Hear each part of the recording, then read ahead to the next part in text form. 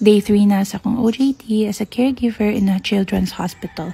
I'd like to share with you today kung unsa ang mga challenges nga na-experience nako during sa ako ang OJT. First, because this is a children's hospital, of course, ang majority sa mga patients kay mga bata. Sa baba pa lang daan before they get admitted to the ward where I was assigned kay nakuha na sila og dugo or kanang i-examine na sila sa mga doktor before sila ma-admit no.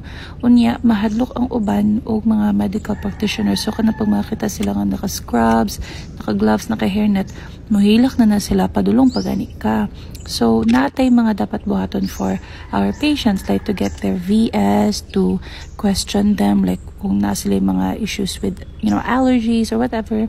Tapos kung muduol ta, mohilak na dayon sila. So how will you be able to do your job if ang bata kay sige naghilak? So mo na ang isa sa mga challenges nga na-experience nako. Another thing is kanang pagkahuman sa ilang operation or post-op kay hini-hini man na mawala ang anesthesia and they will gradually feel pain sa site where the surgery was taking place no, or sa kung asa nga part sa ilang lawas sila na operahan.